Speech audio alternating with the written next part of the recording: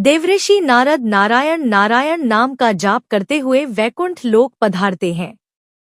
नारद जी को देखकर भगवान श्री हरि विष्णु कहते हैं, हे देवर्षि पधारो बैकुंठ में, तुम्हारा स्वागत है। आज अचानक ही बैकुंठ में आने का क्या प्रयोजन है? अवश्य ही कोई महत्वपूर्ण समाचार लेकर आए होंगे। नारद जी कहते हैं, हे प्रभु मेरा प्रणाम स्वीकार कीजिए, आप तो सब कुछ जानते हैं, फिर भी अनजान बन रहे हैं। इस ब्रह्मांड के कण में आप ही का वास है, मेरे भीतर भी आपका ही वास है। आप भली भांति जानते हैं कि मैं आपके पास किस प्रयोजन से आया हूँ। भगवान विष्णु कहते हैं, हे नारद मैं अवश्य जानता हूँ तुम्हारे मन में क्या चल रहा है, और आज तुम मानव जाति के कल्याण के उद्देश्य से ही यहाँ पर आए हो, इसलिए तुम्हारे मन में जो भी शंका है निसंकोच होकर पूछ लो। नारद जी कहते हैं, हे प्रभु यदि आप आज्ञा दे तो आपसे मैं एक प्रश्न पूछने के लिए आया हूँ। हे प्रभु ब्रह्मदेव ने सृष्टि की रचना करते समय स्त्री और पुरुष का निर्माण किया था और दोनों को ही एक दूसरे के पूरक बनाया है, किंतु हे प्रभु किन्नर की उत्पत्ति कैसे हुई, जो पूर्ण रूप से पुरुष है और न ही स्त्री है? भगवान विष्णु कहते हैं, हे देवर्षि आज तुमने उचित ही प्रश्न किया है। तुम्हारे इस प्रश्न का उत्तर महाराज शुद्धियों की कथा में छिपा हुआ है। देव ऋषि नारद कहते हैं, हे प्रभु महाराज शुद्धियों कौन थे और उन्हें किस कारण से स्त्री का शरीर प्राप्त हुआ था? कृपया आप मुझे महाराज शुद्धियों का इतिहास विस्तार से सुनाइए। भगवान विष्णु कहते हैं, हे देव ऋषि आज मैं तुम्हें महाराज सुग्यमन की कथा सुनाता हूँ। इस कथा के माध्यम से तुम्हें तुम्हारे सभी प्रश्नों के उत्तर मिल जाएंगे, इसीलिए तुम इस कथा को ध्यान से पूरा जरूर सुनना। जो भी इस कथा को पूरा सुनता है उसके पापों का नाश होता है।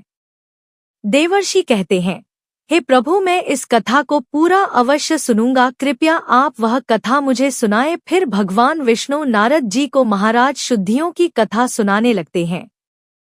हे नारद पूर्व कल की बात है, पृथ्वी लोक पर महाराज शुद्धियों ने नाम के एक राजा राज्य किया करते थे।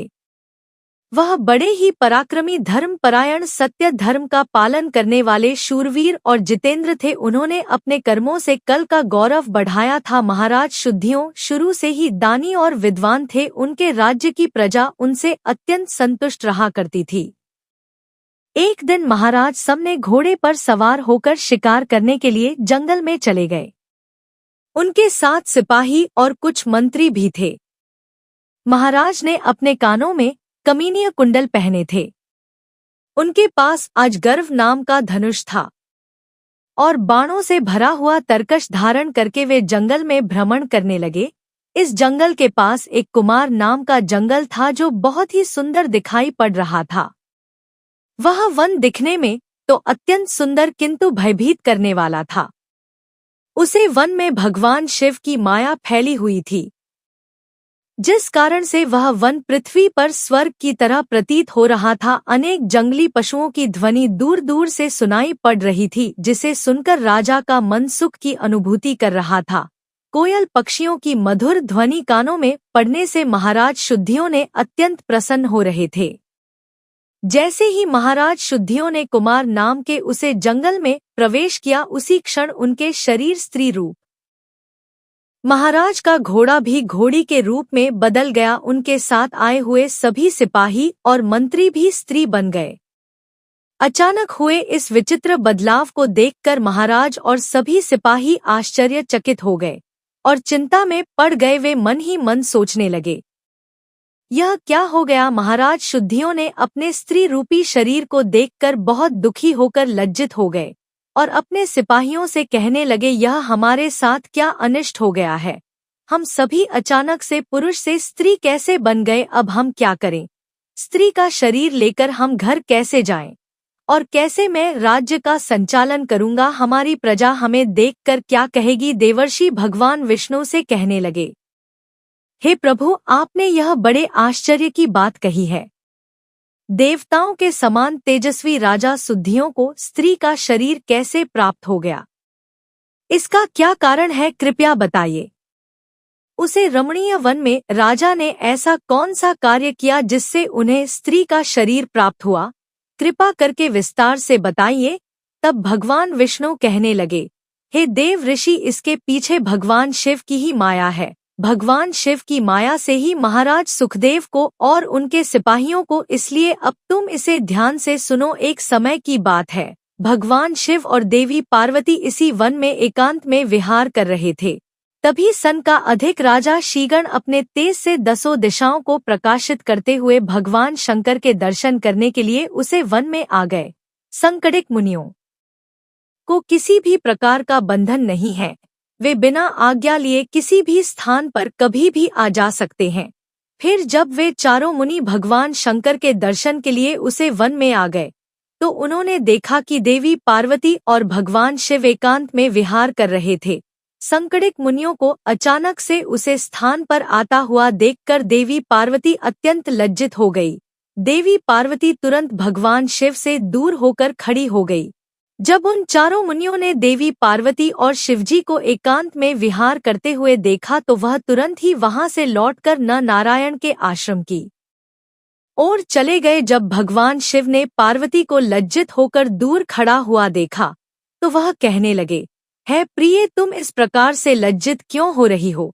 वे चारों तो हमारे पुत्र के समान है, उनसे तुम्हें लज्जा नहीं चाहिए? देवी पार्वती कहने लगी है, प्रभु, स्त्री को अपने पुत्र के सामने भी कभी पति के साथ प्रेम नहीं करना चाहिए, उसे सदैव ही मर्यादा में ही रहना चाहिए। आपने तो कहा था इस स्थान पर कोई नहीं आएगा, फिर हमारे एकांत में विघ्न निर्माण करने के लिए यह चारों मुनि कहाँ से आ गए? आप तुरंत ही कोई ऐसा उपाय कीजिए जिससे कोई भी इस वन में न आए, नहीं तो मैं इस स्थान से चली जाऊंगी। तब भगवान शिव ने कहा है, प्रिय, ठीक है, तुम्हारे इस दुख को दूर करने के लिए मैं अभी उपाय करता हूँ। है प्रिय, आज से ही इस वन में कोई भी पुरुष भूल से भी आ जाएगा तो वह स्त्री हो जाएगा। है देवर्षि, उसे दिन से जो भी उसे वन में जाता है वह स्त्री बन जाता है। जो लोग यह जानते हैं कि उसे वन में शिव जी की माया फैली हुई है, वह भूल से भी उसे वन में नहीं जाते हैं। किंतु महाराज सुखदेव ने इस बात को नहीं जानते थे और वह अज्ञानवश अपने सिपाहियों के साथ उसे वन में चले गए और शिवजी की माया के प्रभाव में आकर उनका पुरुषत्व नष्ट हो गया और वह सभी स्त्री बन गए। स्त्री का शरीर प्राप्त होने के बाद महाराज लज्जावश घर नहीं गए और इस वन में इधर उधर भटकने लगे। स्त्री रूप प्राप्त होने के कारण उनका नाम इला पड़ गया। इस प्रकार से महाराज शुद्धियों ने इला के रूप में वन में अपनी सखियों के साथ इधर उधर भटकने लगे।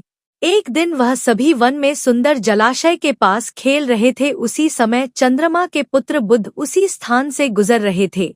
अनेक स्त्रियों के साथ भ्रमण करती हुई उसे युवती इला को देखकर चंद्रमा के पुत्र बुध उसे पर मोहित हो गए। उसे इला के सुंदर तथा मनमोहक रूप को देखकर बुद्ध जी मंत्र मुक्त हो गए और उसी क्षण उनके मन में उसे इला को पाने की इच्छा प्रकट हो गई। जब इला ने भी बुद्ध जी का सुंदर रूप देखा तो वह भी बुद्ध जी पर मोहित हो गई और उन्हें अपना पति बनाने के लिए व्याकुल हो उठी। इस प्रकार से इला और बुद्ध दोनों ने एक दूसरे को देखकर अपना प्रेम प्रकट किया। परस्पर अनुराग के कारण उन दोनों ने विवाह कर लिया और कुछ दिनों में उन दोनों के बीच संयुक्त हुआ। फिर बुद्ध ने इला के गर्भ से एक संतान को उत्पन्न किया जिसका नाम पूर्व रखा गया, जो आगे चलकर चक्रवर्ती सम्राट हुआ। पुत्र को जन्म देने के बाद भी वह इला इस वन में रहने लगी। फिर एक दिन इला अपने पहले के पुरुष रूप को याद करके चिंता करने लगी। तभी उसने मुनि श्रेष्ठ वशिष्ठ जी का स्मरण किया। इला के द्वारा स्मरण करते ही मुनिवर वशिष्ठ जी उसे स्थान पर प्रकट हुए। मुनि वशिष्ठ जी इला से कहने लगे, हे देवी, आप किस कारण से दुखी हैं? यदि कोई गोपनीय बात ना हो तो तुम मुझे तुम्हारे दुख का कारण बताओ।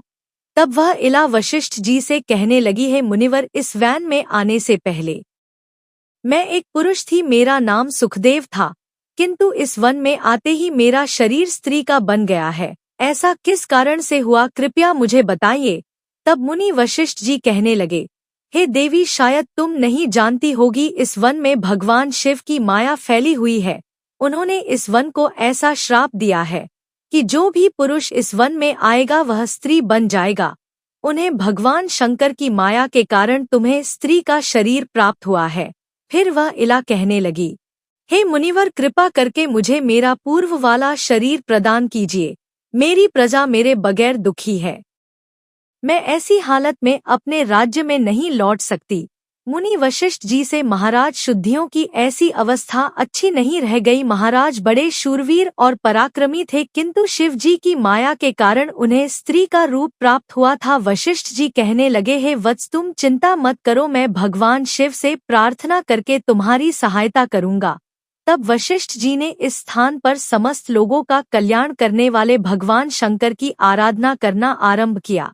भगवान शंकर वशिष्ठ जी की आराधना से अत्यंत प्रसन्न हुए और साक्षात उन्हें दर्शन देकर कहने लगे, हे मुनिवर, मैं आपकी भक्ति से अत्यंत प्रसन्न हूँ। आपको जो भी मनोवांछित वर चाहिए उसे मांग लो। तब वशिष्ठ जी भगवान शंकर से कहने लगे, हे प्रभु, आपके दर्शन से मेरा व्रत सफल हुआ है। भोलेनाथ, मेरी बस यही कामना है कि आप मेरे शिष्य महाराज शुद्धियों को पुनः पुरुष बना दीजिए। फिर शिव जी ने कहा, है मुनिवर, मेरी ही माया के कारण शुद्धियों को स्त्री का शरीर प्राप्त हुआ है, इसलिए मैं ही इस पुरुष का शरीर प्रदान करता हूँ। किंतु राजा, शुद्धियों ने एक मानस के लिए पुरुष बने रहेंगे और एक मानस के लिए वे स्त्री बने रहेंगे। इतना कहकर भगवान शिव उसे स्थान से अंतर्ध्यान हो गए। इस प्रकार से वशिष्ठ जी की कृपा से और भगवान शिव के आशीर्वाद से महाराज शुद्धियों को एक माह के लिए पुरुष का शरीर प्राप्त हुआ और वह अपने राज्य में लौट गए और सुखपूर्वक राज्य करने लगे। जब महाराज पुरुष के रूप में होते तो वह अपने नगर में जाकर राज्य किया करते थे, और जब वे एक मानस के लिए स्त्री के रूप में होते तो वे वन में आकर ही रहने लगते थे। महाराज के ऐसे विचित्र व्यवहार से उनकी प्रजा दुखी हो गई और वह पहले की तरह महाराज शुद्धियों का सम्मान भी नहीं करने लगी। इधर महाराज के स्त्री रूप में रहते हुए बुद्ध से उन्हें जो पुत्र प्राप्त हुआ था, जिसका नाम पूर्व था, वह जवान हो गया। तब महाराज शुद्धियों ने उसे अपना राज्य सौंप दिया और वह सदा के लिए वन में रहने के लिए चले गए। वन में जाकर महाराज सुखदेव ने अपने स्त्री शरीर इला के रूप में तपस्या करने लगे। फिर उन्होंने देवर्षि नारद जी से नवकार मंत्र की दीक्षा ली और देवी पार्वती की उपासना करने लगे। अनेक वर्षों तक उसे वन में रहकर उन्होंने उसे मंत्र का जाप किया और देवी को प्रसन्न कर लिया। तदनंतर भक्तों का उद्धार करने वाली जगत जननी भगवती पार्वती ने उन्हें साक्षात दर्शन दिया। उसे समय देवी से यहाँ पर आरूढ़ होकर उनके सामने खड़ी हो गई। देवी को अपने सामने खड़ा हुआ देखकर इला ने उन्हें नमस्कार किया और उनकी स्तुति करने लगी। है जगत जननी, मैं आपके चरण कमल की वंदना कर रही हूँ, कृपा करके मुझे इस शरीर से मुक्ति प्रदान कीजिए। तब देवी ने उसे पर प्रसन्न होकर कहा, है इला, आज तुम्हें स्त्री शरीर से मुक्ति मिल जाएगी और तुम परम पद को प्राप्त कर लोगी। देवी के इतना कहते ही अल्लाह ने अपने शरीर का त्याग किया और परम पद को प्राप्त कर लिया। महाराज सुखदेव ने के परमधाम को जाने पर महाराज पूर्वा राज्य करने लगे। हे देव वर्ष, अब सुनो कीनन की उत्पत्ति का रहस्य। महाराज सुखदेव ने अपने सिपाहियों के साथ उसे वन में आए थे। उनके जो सिपाही थे वे सभी किन्नर बनकर सुमेरु पर्वत के पास जाकर निवास करने लगे। उन्हें से किन्नर प्रजाति की उत्पत्ति हुई। तो दोस्तों, इस प्रकार से भगवान विष्णु ने नारद जी को कीनन की उत्पत्ति का रहस्य बताया है।